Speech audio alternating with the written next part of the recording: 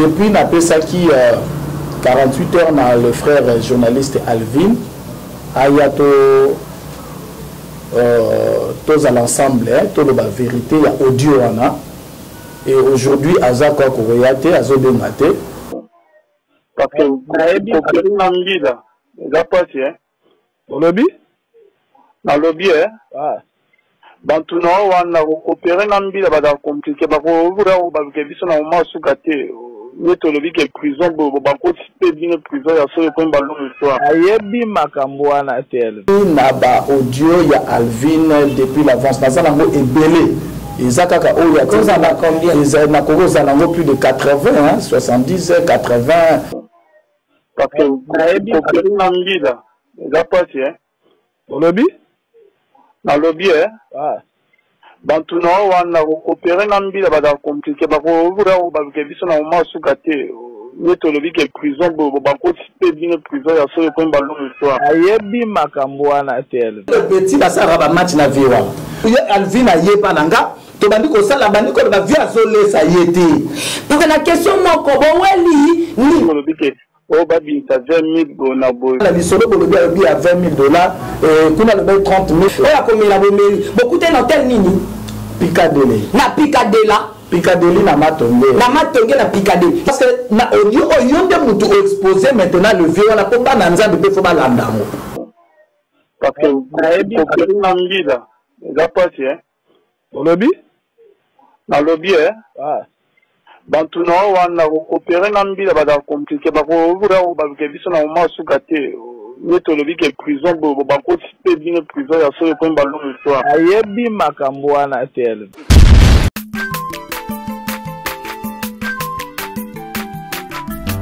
aza mwana moto te po akosangai abongwani pete po awangata nzambe ya le Nazarien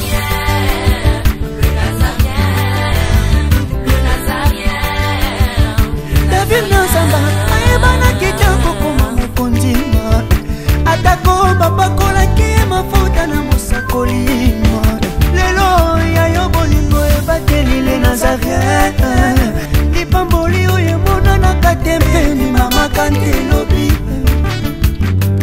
kolapie mapapu masopi mafuta tokokisi ena elongo na nzambe oyo babenga na makomi Jésus.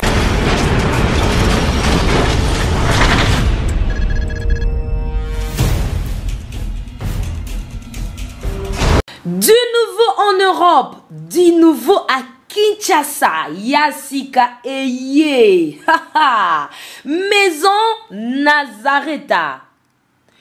Toleisa mabota na biso pe bandeko na biso na Kinshasa, na mbongo mukie.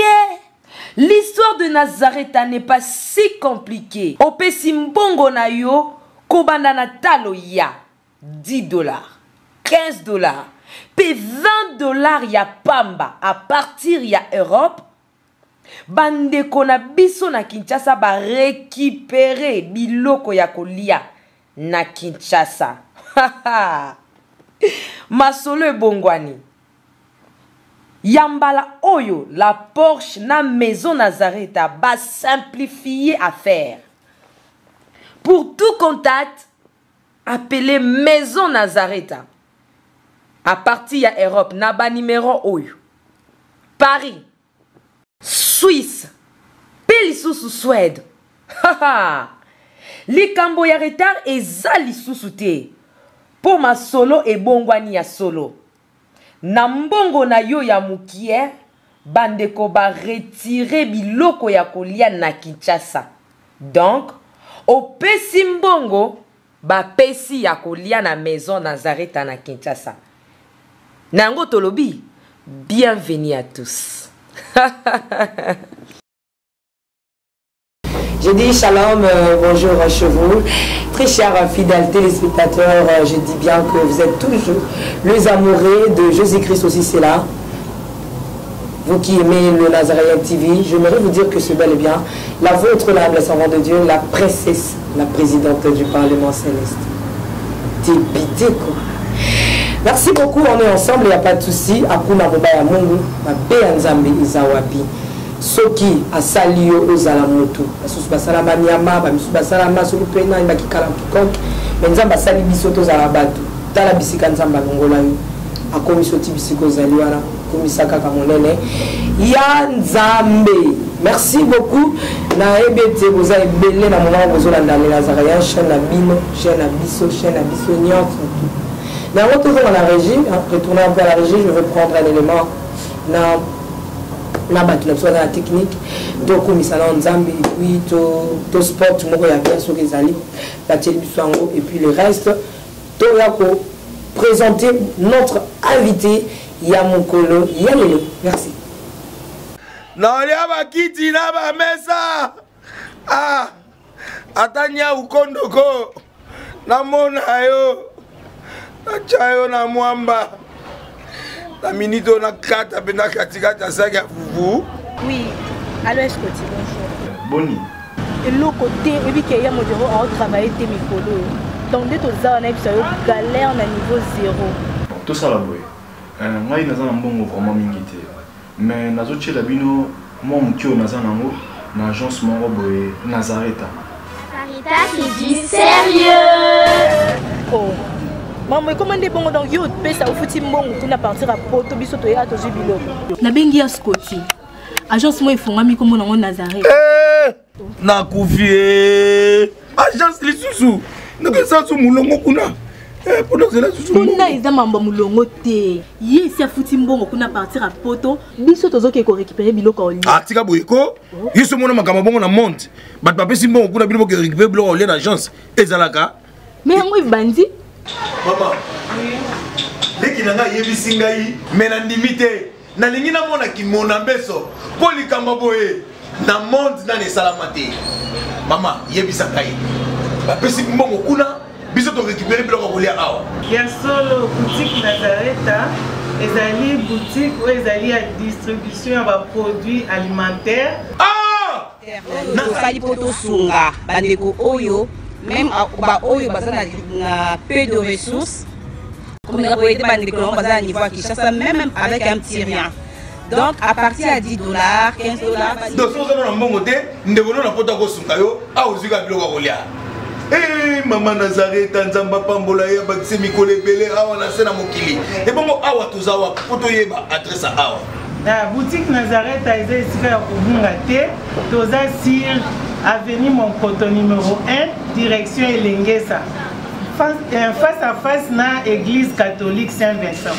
Ah, direction Elengesa Monkoto numéro 1 à face à l'église catholique Saint-Vincent. Ah, Saint-Vincent d'école. Bon numéro de téléphone, vous avez monté déjà vous avez nango, on a 3 numéros pour Paris, vous avez un numéro pour la Suisse, vous avez un numéro pour la Suède. Ah! Non. Nazareta. Nzala Congo Sili. Julia. Ngana kangisa kia fufu. Ya modé, yo bandika na fufu. Oui. Pour Nazareta, tu as un système mbimbi na mbongo shingo. Bon, OK. Vous allez Silio. Qui dit sérieux. Ok, très chers fidèles téléspectateurs, je pense que c'était tellement fait plaisir énorme. La Basala Nzambe, la bande de Koutou, Oyo Bazo Landabiso, la Nazarien Natango, je pense que Tozoko Baka Namsala Nabito, Tozoko Ba, je me demande pourquoi. Non, ça Dieu connaît. Il sait pourquoi la princesse Azakina Voyage a permis que la princesse Azonakin, Nzambe Wana Ayebi, le pourquoi. Le pourquoi, donc, on s'est posé ma question et bien été. Aujourd'hui encore, je reçois l'apôtre Réma, tu as mis l'apôtre Réma, Azala Makambo, Amemeli, Bisso, Lissousou, Lelo. Parce que Mbalo, Leki, Azalaki, Momola Kiba élément, Asolo la Kiba Lelo, tu as pourquoi aïe? Parce que Bisso, Tokoki Kobo, quand apporte, c'était tant que apôtre Réma, qui n'a pas Makambo, Aouta qui n'a pas Libanda, Nazolo Bamalam. Autaki nango libanda aye na yango ko asai ko senga nzela na Nazarien kaka na mutuna moko ya pamba nde papa Rema mais là commis à Samba. Bonjour papa. Bonjour maman Tiffany. Bonjour Nabatnos Bazolanda. Bonne santé. Santé, Nangolo Nzambe. Est-ce que vous êtes très bien papa? Nangolo Nzambe. Merci beaucoup Nangolo Nzambe. To landa kiyo pe to yamba kiyo na émission oyo bandeko bautaki kolanda oyo oyaki kopesa 48 heures. Donc dans 48 heures au Sénaki ndeko Alvin Beyaki, je salue mon frère, que Dieu te bénisse. Au Sénaki Aya pour que nous allons aller plateau moko. Bosso de la Liboso, il y a peuple de Dieu. Bon on a la zone donc parce que c'est tout tiki. La zone d'ombre qu'on a la question vous allez belé tout ça. Il faudrait que la zone d'ombre ça nini et l'ombre. Pour que balanzambe bozomi tungisa ma mingi ndenge la lobaki mbalele ki papa re mamozo kisi mitema ya bana na nzambe bozo kisi pe bozo ki sakaka. C'est pas bon. Alors papa Rema dans 48 heures le frère a été yo oye kosala nini pour ça a été c'est totika.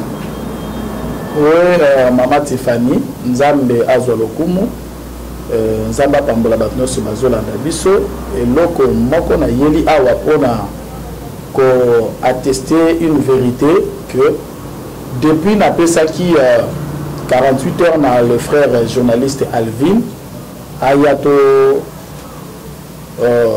tous à l'ensemble toloba vérité ya audio wana et aujourd'hui aza kwa koya te azobenga te.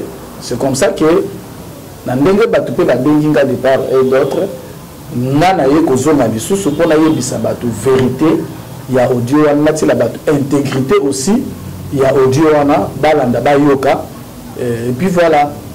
Et ça quand même audio le frère Alvin tiaki to yoza na audio mususu maman Tiffany nazali na ba audio ya Alvin depuis l'avance nazala ngo ebele. Ils ont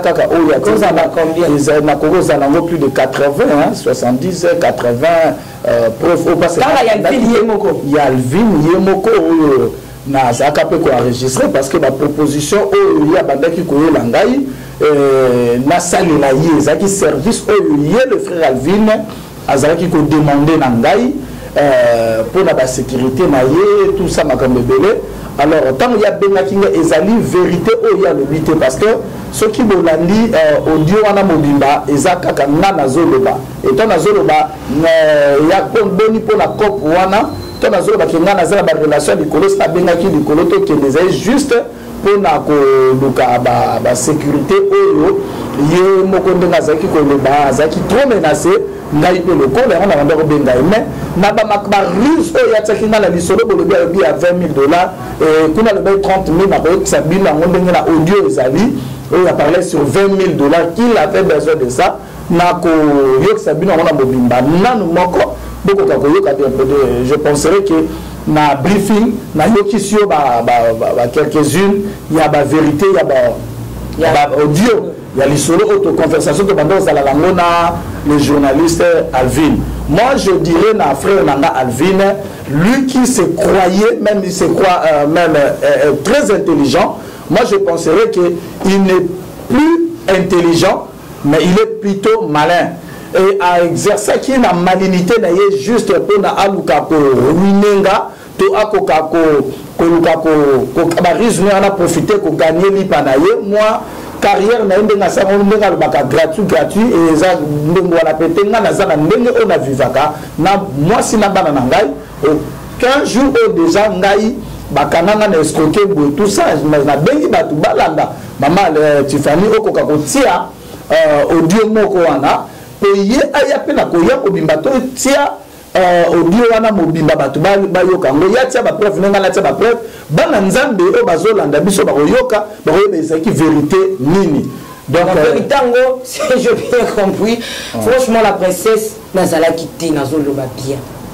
Nazaki na voyage, mais mon Dieu, je me pose des questions. Papa n'a pas encore l'angaï. Ezani Nzamba Ngolo, papa. Bon, quand le Moka Ebi Papa qui n'a pas présidente, il y a parlement céleste. Il y a un fallait mettre Kaka. Mais si j'ai bien compris, papa Rema, faut être au milieu. Parce que si j'ai d'habitude, mon frère Advil, n'a pas moment les alliés, ma Kamoumi Bali. Donc, c'est comme si moko kenan mai. Mais ce que makambu ya audio oyo, frère Alvin abimisaki, yo pe oyena audio moko na sengo na to kenan na régie. Teo kananu audio yango oyo papa Rema ayeli biso. Bongo tozonga. L'homme de Denardi, hein? Oui. Par rapport à Tawana, que maintenant, aux gens là-bas ont contact, et puis il y a aucun moment où soit que nous avons dit que au babi, ça 20 000 na boy, babalu qui dit biso de moi bon. Parce que coopérer dans l'île là, ça passe hein. Au lobby? Dans le lobby hein. Ah. Bantu na wana coopérer dans l'île là, va compliqué parce que vous là, babi biso na moment sous gâté. Nous te le dit que prison, beaucoup de bien prison, il y a ce qu'on ballon histoire. Ayebi makambo wana TLV. Il faut nous garder au monde à ande nangai. Parce que ngala na otala nde makambo ki ba menace nga nazali. Yo lobi bakangi mais yo yebi ozo tala ba message ndenge zo komama na ba réponse nyonso yebi. Merci. Attention. Mon Dieu. Mon Dieu, papa Rema, est-ce que yoki makamna na yoki? Mais justement, on les a dit qu'on a été preuve moko. Mais parce que tu banda au solo la name de Alvin, mais à plusieurs fois et à plusieurs fois moi aussi je l'enregistrais na bande ko enregistrer en gros parce que na mona ki frère azo la ngana zaki na vision mususu et il y a comme ko la nga vision mususu et na vision wana na ya kité vision nga zaki focaliser na une personne té parce que na bande ko le bango à chaque fois que naza ko s'attaquer na ba individualité mais naza ko s'attaquer na ba infiltration ya ba pratique moko malsaine malpropre na évangile en Nzambe nde nazalaki wana lokola sentinelle ndenge Jérémie azoloba nzamba azoloba na Jérémie alobi na établir yo comme sentinelle donc na zomona ba pratique magique occulte nazalaki ko annoncer yango mais le frère tango tozalaki nango kosolola kosala musala wana le frère déjà a comme maintenant ko focaliser ngana makambo ya évangéliste au déjà c'est annoncaki na citaki ya plusieurs fois et comme karna lobela likambunaye alors le frère Alvin voilà. Alors donc comme na lobaka ka likambunaye na nazawanate parce que ngai makambo nyonso les frères Alvin le journaliste mon frère Olanda très bien oyo abimisi yango juste pour ngai apôtre Rema na salaki émission na limbaki na s'arrêter ko sala na émission na banda ko sala na ko toke awana le Nazaréen donc on a sali émission ya transfert na lobi na expliquer mon peuple nzambe na lobaki na yena le Nazaréen parce que na moni corruption au utaki na côté ya évangéliste pour na Alvin pour que Alvin abanda ko tenir ba langage moko ezalaki mal propre na vocation na na fonction on a exercer na kati ya évangile de l'Éternel. Voilà ya moni tango esali ya na audio wana. Or ya mona lobi que il est malin mais ngai nazalaki plus intelligent que lui parce que n'a bandé déjà qu'on enregistrer. C'est moi qui ai commencé. Mais quand il y a un enregistrement. Mais c'est que je dis. 80. C'est que je dis na lobi que autant on a le Nazaréen a dénoncé la salle émission transfert, c'est comme ça qu'il y a jalousie en gros, mais à écouter audio. Oh, on a plus de 80 ans. Je pense pas que, voilà. Franchement, papa apôtre, j'aimerais bien les Nazaréens dans ma camboyo. Alvin a coquille que jalousie, on a des preuves en est. Ayoki oui, na lobi que a jalousie dans le sens que a boyi aliena zala on a pour comprendre que azolinga ko focaliser nga na lobi la chaque fois mutu moko pour que yeba corrompaka ye na potanga zo ba corruption et ça là que à dire à la Congo là ça me crée toujours le problème donc moni ngande na ça na retaki na ye ko toke na le Nazaréen c'est que je dis maintenant choki bolandi audio wana beaucoup pas que merci beaucoup. Oui, parce que Dieu je pense que nazo yo capé place au frère azo benga kayo sala ka émission. Voilà nous vraiment on a tout tient on est noté. Mais émission par rapport il y a tant il y a ça ayamba qui doit des réponses à Batawale. Voilà. Azo continuer ko benga ngamba na boya frère. Voilà. Ne jamais dire que ngai a benga ngamba. 80%. J'aimerais dire ceci, mon frère Alvin c'est mon frère. peuple de Dieu, banana nzambe. Dans le baranabino, la princesse, beaucoup de sarangala babilo comme sous-soutien. Moi, je suis un enfant de Dieu. Je suis une princesse de l'Éternel. La présidente du Parlement céleste. Députée, quoi. Mon thème, même si ça ne me regarde pas. C'est l'Éternel des armées. Je me rends dans la zone d'ombre concernant moi et mon bien-aimé, le frère Alvin. Les cas, ça ne me concerne pas. Il est mon frère. Alors, on a dit la preuve. Comment est-ce que un frère Alvin, toujours solo la Nabissou? Bien frère Alvin, maman Tiffany. Mon bien-aimé, frère Alvin. Mais pourquoi vous voulez toujours tu commences à écrire Tiffany, tout ça, tout ça. Pourquoi? Pourquoi vous voulez me créer des problèmes avec Alvin? Il faisait son travail. Il côté moro quelqu'un. Mon bien-aimé Tikali naïe. Azo continuer il était obligé à ça il fallait ça la yango. Maintenant, même à telle raison,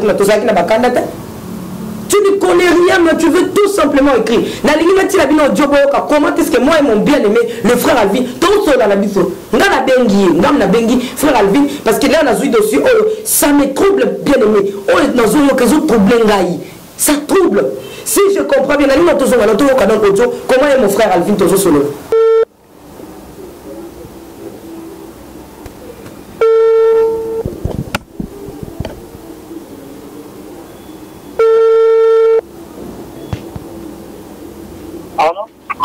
Oui, bonjour mon frère. Bonjour. Oui, Ezali Ndekonayo, la sœur Tiffany. Boni. La sœur Tiffany. Oui, frère Alvin. Nicole Beleza Malam. Ok, na banza na uti kolande mission na yo. Na landi intégralité ya mission na yo. D'abord, tout d'abord, félicitations na mfalo sala. J'aimerais te demander. Maman Tiffany, je crois bien que l'autre est banal depuis Kala. On est très bien que nous avons tamoula. Au moins que tu es dans la sécurité, vu que tu es au Cabon, nous avons un c'est ça. Beaucoup de débit. Ça n'a pas de sens. Mais j'avais tout simplement besoin. Il y a Corée, puis ça dit que moi et mon frère, on n'a pas de problème. Donc c'est mon frère, maman Tiffany, allô frère Alvin, bonjour mon bien-aimé. Beaucoup de gens répondent, allô maman Tiffany. Tout le monde soit les 5 ans. Maman n'a pas de problème. Non,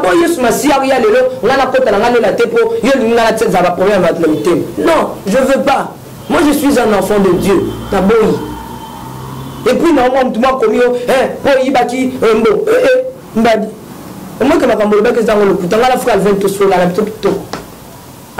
la papa Abisso, mon père qui est dans les cieux. Apôtre ma pas à moi papa Abisso, qui est dans les cieux. Problème les hommes n'ont pas Abisso, qui est dans les cieux. Tout autre temps, on a parlé ma céleste. Merci beaucoup. Tolandi, je salue mon frère Alvin Beya. Assalam salam ekitoko. Papa Rema, ce qui n'a lundi audio, tout le monde a dit audio. Ce qui n'a lundi audio, je comprends que Bino na frère Alvin, Boye Bani, Bozana li solo moko, oyo eza caché. Demain, je pense que lundi audio, le frère Alvin Kolobake. Au moins, il était bon, moi, dans sa répétition, il y a le bien-aimé Alvin à l'objet. On te dit le frère Alvin. Tu pensais avoir raison. Il fallait y aller. Ou bien, celui qui est journaliste, même papa Eliezer, c'est mon vieux, c'est mon papa. Na Robert papa Eliezer, soit yo bengiye, tokei kuna, tout ça non makambo yo. Est-ce que ça va l'ensemble? Le frère Alvin a audio à la zone de papa Rema. Pour lui bien pour solo qui va répéter quand.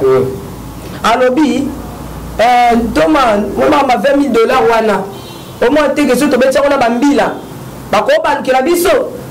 Au moins t'es fait sa retour. Ko ça na bambila ma solo za la mystique. Bon, il y a beaucoup de la mutanda ko. Voilà. yango nalinga koloba nzamba zo lokumu ya on azoloba ke na remarquer mama Tiffany ozana ba langage mo tu es tellement sage ngana frère Alvin to yebi likambo audio oyo mutumusisi je commencerai déjà à dire ma évangéliste makambo ya audio oyo pe bana nzambe wala ndanga bia makambo audio oyo ezali makambo ya évangéliste te évangéliste Tiffany évangéliste Kabungi Walesa te OK makambo eza makambo na yeti le frère Alvin connaît audio oyo ezalaki misolo ya nani pepo na nani parce que c'est le frère Alvin qui est venu qui a commencé ya pa nanga ko proposer ngai likambo o azalaki nango besoin il avait besoin de l'argent ngai na oyebisa bana nzambe ngai na yaki ekosala mission par moi-même te na yebani na ye par mutu il est toujours un vieux ça je tiens ça. Je tiens à dire ça. C'est un vieux qui a appelé le frère Alvin et a tiré sur la contact pour qu'il y ait ça là, émission OU. Donc, le frère Alvin, tant que vous salema. Déjà, s'il vous plaît, pardon, s'il te plaît, apôtre. Non, là, c'est ça, moi, parce que ça m'a dit. Là, oui, je vais dire quand même la vérité, parce que si je dis ceci, Tango a Tsebiso na contact banda, Ngaï le frère Alvin, c'est le vieux là qui payait. Donc Alvin Azami, petit, là, s'il vous plaît. C'est ma vie, c'est ma personne. Dans la famille, nous sommes ça, nous sommes ensemble, nous sommes vivre pour souffranter. Nous sommes clair. Le frère Vin, le coup de vie, on a attiré sur la contact, pour ça, la rendre naïe. Le petit, ça, la match na vie. Le frère Alvin est venu, ma camarade, le frère Alvin, tu le sais. Parce que, au lieu de exposer maintenant le vieux, on a pas d'anzan de faut pas l'andamo. Et puis, je tiens déjà à te dire, à t'informer, mon frère Alvin. Déjà, bateau, yo, kanisa, o suyer personne, vocation, nanga, na so sur la vérité, na téléphone. Peine enregistré qui n'a le frère, tant que Alvin a yé pananga, tu m'as dit que ça, la bande, qu'on va via zoler, ça y était. Pardon, s'il te plaît, s'il vous plaît, l'apôtre. Peuple de Dieu. Franchement, on en a... ça parce que Ekosim ça va penser. Ok. Ekosim ça va penser. Donc, alors, le vieux naïe, Azakone, ça y était.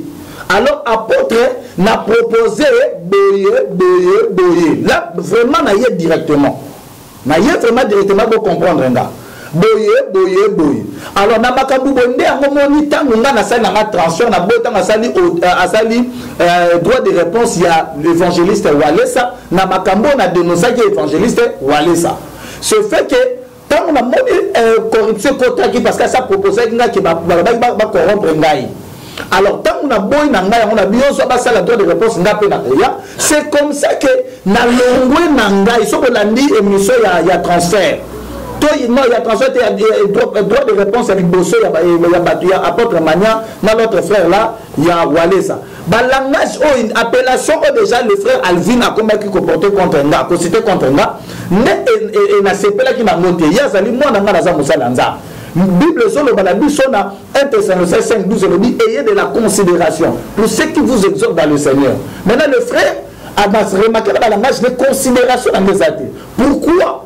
Parce que ailleurs qui na ruse moko oyo na mona qui na kota na côté la ye pour na ko défendre ye. Ce fait que le frère Alvin ne ton atali que a personne respecté la appellation ko ba monsieur la tala lobi boya ka lobi bilone politesse. Voilà. Na âge na mukolo na ye na ondenge nzamba c'est la na onzamba personne en tout cas il est mon petit c'est pas alors que vous comprendre. Donc ça dit na mona qui que on a réussi na ngate na tika yende na ko senga le boko il y a les Nazaréens ici. Donc on a sali émission transfert na bina ko sala sous le monde na kuna te ko na le frère vina ti audio ya mona lobi beba na nzaba la biso. Atie la bino intégrité non seulement il y a ba voix na ngai parce que tant mateka ya voix na ngai c'est que montage boza batama yele pe bino peut-être à l'étranger boza développer na technologie. Boyebi que tant mutabi bonjour c'est le bonjour. Alors, comment ça va dans zone c'est les mêmes. Bon, remarquez qu'à Nanazolo. Bon, où sont partis d'autres parties, il y a dialogue dans Nanaï. Mais moi, j'en ai ça parce que je peu de même dans Resac. Mais mais na zalobi na zalo ngo ebele pe la bandaka déjà avant na banda place bo utaki banda to place to utaki et pas le vieux na zanango même dès que to ça na hôtel Picadilly ba émission déjà à on a bien que ce qu'on remarqué na banda déjà qu'on peut ça mon garde déjà la banda qu'on peut ça y est téléphone il a enregistré tout ce que le frère me proposait alors na ko ba kele yaka pour na top wana donc na quoi qui na rizu wana ça déjà na kena na rizu pour le sécuriser ndena bi bon yaka na top wana na benga ki déjà mutu alikolo pour na to kende pour assurer sécurité na yo parce que déjà bando balanga batawale ça va zo menacer donc c'est juste là aya on a seni maman Tiffany aya la plan dans mon lobby au proposé de Eliezer il n'est pas aussi fin mon frère là Eliezer na ninga kaimingi ba journaliste basé belé o ya makasi même papa Molière tokoki aya to sala wana ko ngana yaki a donc yo sala na ko poser la question le frère le papa Molière Eliezer baba ndo pour tout la biso ba question pour yo za nzambe bango baza profane ozali journaliste chrétien bango baza profane ba ya batuna ba question profane intellectuellement sagement parce que baza quand même ba bakano na musala wana yo tout la biso ozali chrétien biblique parce que ça peut supérieur na bango na ba information biblique et il y a à répondre nana répondre plus ba preuve autozalando ba nzambe vous allez comprendre que le frère m'a rusé et je ne suis pour rien il fait tout cela pour à désorienter vision nanga au nazala voilà en tout cas je pense que l'apôtre Rema tu sais la Nzambe il faut pas dire que moi je suis chrétien moi je suis ceci moi je suis cela laissez le Seigneur yemoko à témoigner. Tu vois, laissez Dieu te témoigner ou bien laissez le ciel et parler la faveur nayo. Moi je n'ai aucun problème donc on a quatre dossiers Oyo. Bisika Bozara qui est pas vieille, mon frère Alvin Béa. Regardez un peu comment nous sommes au bon na bobe bisayango. Et yem tatana ku komba viango. Atsa ko baboyo ka komba viango. Atsa pardon. Mon frère Alvin, je t'aime bien de l'amour du Christ. Donc je pense que question comme manko na tunaki. Bon, weleli nini mai ninga na kapamba te bien aimé dans le Seigneur mai ninga na kapamba te ngala vanda ki kuna tu vois ni kamoto sali na kuku on sali na secret muto ayebite mais ton obité que oh apôtre Malobi ezapé raison mais jusque là l'apôtre Mazo biso bon ya beaucoup na plateau moko. Tu vois que tout ici, j'ai bien compris, c'est qu'à tout ici, il va faire un nzambe tout. À tout ici, il y a évangéliste. Voilà, ça tout ici, il y a vie de Dieu. À tout ici, on a la frère Théolie et le côté. C'est la corruption de Salinga, la frère Alvin. Na côté, parce que nous avons un corrompu. C'est triste. Oui. Franchement, c'est triste. Ça me dépasse. Ça me dépasse. Voilà pourquoi nous allons faire appel dans le monde de la sagesse. Oui. Donc, nous avons bien la battue. Baya, nous avons dans le monde de la sagesse. Parce que si tu continues dans le monde de la sagesse, l'affaire Oyo, le frère Alvin a bloqué déjà sens dans la moto. Si j'ai bien compris.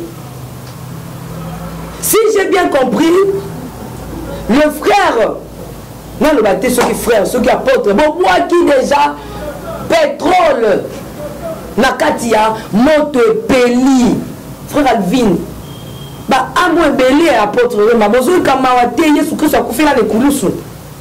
Bible dit dans Psaume 23, premier verset, l'Éternel est mon berger, je ne manquerai de rien. Quoi que le peuple Nzambe a besoin, il y a une nourriture qui est la parole de Dieu. Dieu lui-même leur donnera la nourriture convenable.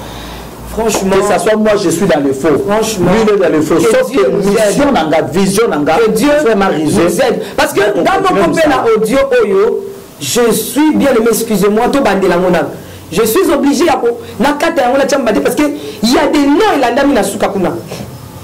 Et au Congo, c'est Zate. Au Congo évangéliste, je pense que Zate na audio, Comba Wale, c'est Zate. Mais ça n'a pas comment il y a battu Sunde Landami Nasima. Alors, ce n'est pas vous voyez que Tozo Benga Kaka Batu Bakota na kata dossier. Le frère Alvin, pourquoi mon bien-aimé apôtre Rema, pourquoi mon apôtre? Oui, maman, na koki koloba boye en face na Solana évangéliste Walesa.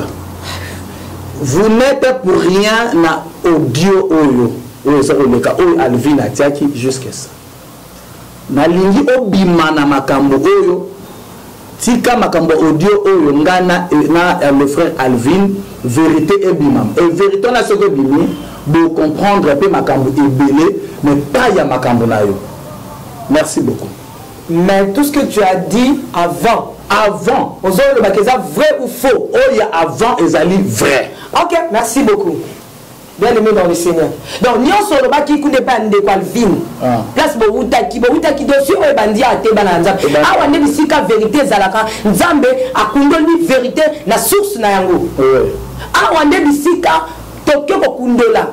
Na musisa na question moko boweli ni pe boko kabala bote bozaki na sengo oya komela bomeli bokute na hotel nini Piccadilly na Piccadilly na Matonge na Piccadilly la princesse Nazalaki et monsieur le Kawala na Piccadilly la princesse Nazalaki te mais tango siko bozaki na Piccadilly bobandi me mission na Piccadilly njokande bozalaki ba maele mabela kati Piccadilly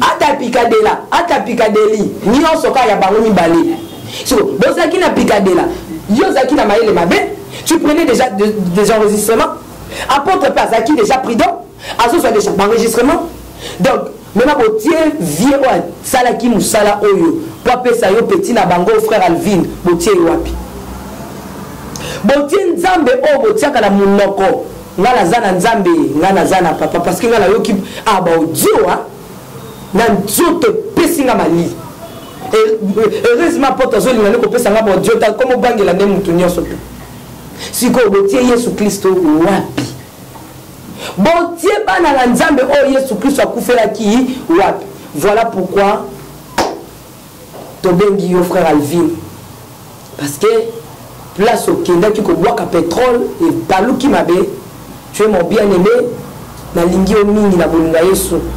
Si tu n'as rien dans cette affaire, si tu n'es pas concerné dans cette affaire, s'il vous plaît, parce que si on a dépassé la continuité à Dieu, c'est ce qu'on m'a dit. Alors, il y a un débat, frère Alvin, soyons un peu sérieux. Comme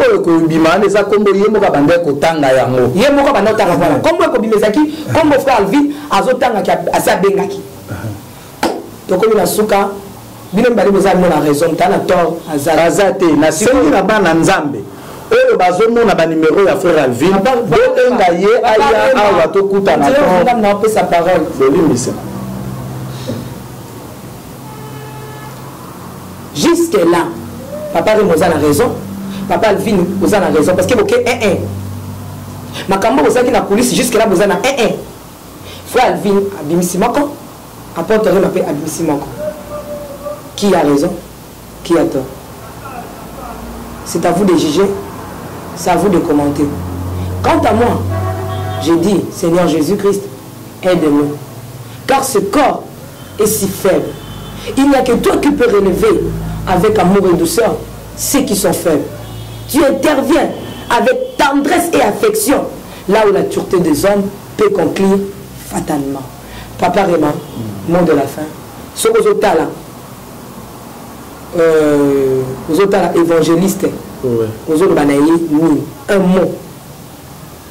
Nakosenga naye soki azali musali ya Nzambe oyeba azotinda bato azolobaki ngai makambo nazoloba eza fausseté abima na makambo oyo ya audio oyo ngai ya audio oyo abima na yango parce que audio est concerné été tango ndeko Alvin azolobela ndeko évangéliste walesa ke ngai to lobito escroquer musala nzambe moko munene na mboko ce n'est pas l'évangéliste Claude Kabundi walesa penal sengi na ndeko Alvin atika ko escroquer ba alia bato bambongo basali nzambe wana bambongo na kombo nanga parce que tout ce que wa ça les a fausseté aya bana nzambe ba confronter biso ba taxo la question tu y a tia ba audio na ye ba audio na ye tout temps ba kombo ça qui juste nani et est-ce que le cambo escroquerie mbongo wana utaki wapi et ngana escroquer na wapi na benga qui était escroquer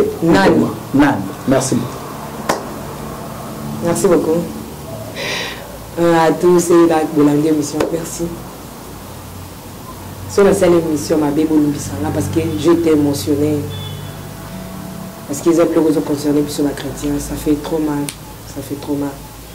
Allez-y comprendre ce qui. Papa et ma côté qui est la maison de la vérité.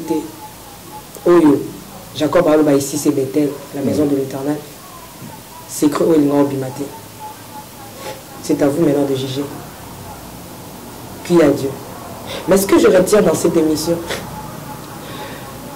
apôtre Malobi, oui. Parce que parfois, Boyoka qui vient je répète. Dans ça, là, briefing de l'émission. Apôtre Malobi, oui.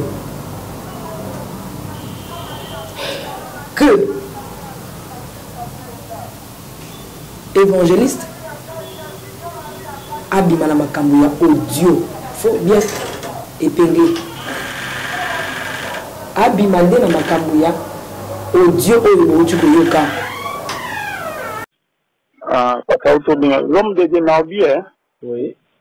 Par rapport à Tawana, que maintenant, on a un contact, et puis il y a un moment où on a dit que on va bien ça 20 000 na boy baba lui qui dit biso de moi bon parce que pour Nambi là ça passe hein au lobby na lobby hein ah bantu na wana coopérer Nambi là ba compliqué ba ko vura ba ke biso na moment sukate neto lobby ke prison ba ko sipe bien prison ya so ko mbalo histoire ayebi makambo wana TLV il faut luka o mona ande na ngai parce que ngala naotala nde makambo ki ba menace nga nazali yo lobi bakangi yo mais yo yebi ozotala ba message ndenge ezokomama na ba réponse nyonso oyebi donc na audio oyo le frère Alvin atiaki na audio oyo papa re mamoni parce que ça a plus de 80 audio misusu faisait banda na source place ba utaki ba audio aneza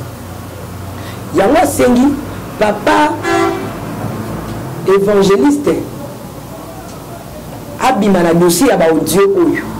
Je ne sais pas pourquoi. De deux, à Sengi, le frère Alvin, Aya, Bakutana, Bakonfronté, pour donner la vérité. Si vous avez besoin de la vérité, dites au frère Alvin de venir. Alors s'il ne vient pas, qu'est-ce que tu vas faire, Papa Rima? Ça va, merci. Pour la vérité, nous on se tourne. Basel Nanzambe, Nalingi Bino Mingi. Nalingi Bino Mingi. L'émission est tellement glissant, tellement effrayant, tellement. Mais qu'on est à Sunabiso. Nalingi Nabinga Baltuno surtout, bon s'abonner à la chaîne Nabino Oyo, le Nazaréen TV. Bon s'abonner à la chaîne Nabino Oyo, le Nazaréen TV massivement, nous sommes tous à Bino, même les Nazaréens Pama, même les Nazaréens TV, ils ont toujours chaîne à Bino.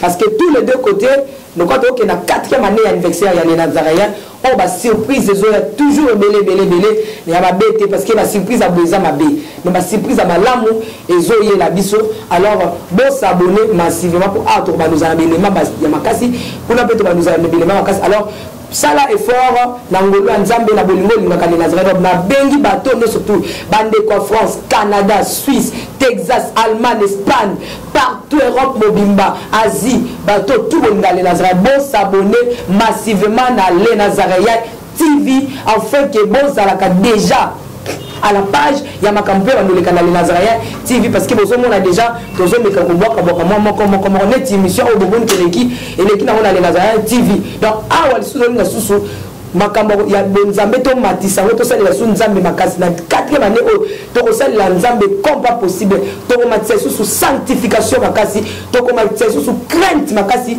na makasi na biso te menangolu ya Nzambe to ko parce que jusque là il est Benézer jusque là bileza nanu positif Nangolo Nzambe banda to bandi dans tozui ba rapport ya boye et comme la bisoté ba ko funda biso ba sala nini en tout cas Nzamba Suna notre bien-aimé c'est le diable qui est en train de combattre je ne sais pas mais je vous aime beaucoup ciao ciao. Bonjour bien-aimés dans le Seigneur, que le Tout-Puissant de Jacob vous bénisse. Nous voici encore une fois pour vous proposer un nouveau programme. Et donc chaque dimanche sur le Nazaréen, vous suivrez le moindre de tous, l'évangéliste Roger Bach. En accord avec 2 Timothée chapitre 4, le verset 1 à 2, je paraphrase. Je t'en conjure devant les hommes et devant Jésus-Christ qui doit juger les vivants et les morts. Et au nom de son avènement et de son royaume, prêche la parole. Nous vous apporterons, bien-aimés dans le Seigneur, le message qui est basé sur Jésus-Christ de Nazareth. Afin que soit accomplie la parole qui dit, montrez-nous seulement l'agneau, cela nous suffira. Et donc chaque dimanche, sur le Nazaréen, vous suivrez le moindre de tous, l'évangéliste Roger Bach. La prédication, afin que le peuple comprenne la profondeur, la hauteur, la largeur et la surface même de la profondeur de l'infinie grandeur de Dieu qui a été révélée dans notre Seigneur Jésus-Christ. Et donc, comme bien aimé dans le Seigneur, transportez le message et annoncez-le à tout le monde. Et donc, chaque dimanche, sur le Nazaréen, vous suivrez le moindre de tous, l'évangéliste Roger Bach. À vous tous qui nous suivez sur YouTube, que Dieu vous bénisse.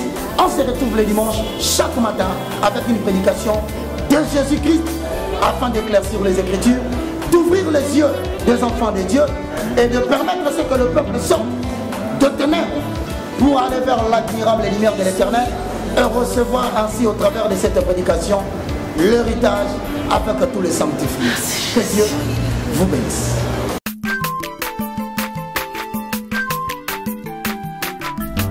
Azamwana motote o akosangai abongwani pete